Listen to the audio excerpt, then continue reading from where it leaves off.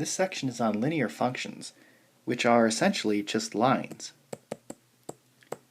So we have the slope-intercept form, and in functional notation, that will be f of x is equal to mx plus b, where m is the slope and b is the y-intercept.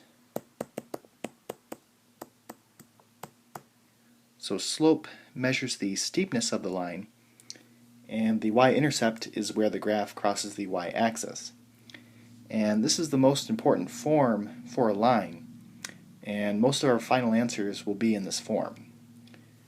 So to graph in the calculator, we will be using the y equals button, the zoom button, and the graph button.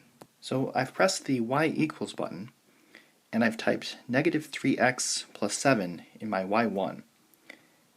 Then I want to go to zoom and go down to 6, which is zoom standard.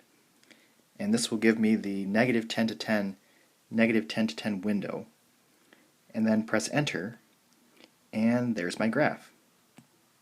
So I've copied my graph onto my paper, and the graph crosses the y-axis at 7 and the x-axis between 2 and 3.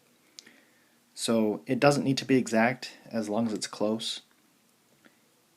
And if you did want to graph this by hand, you can always look at the slope-intercept form.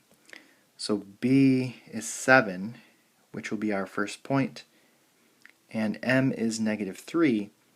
So to navigate to the second point, you could go down 3 and to the right 1.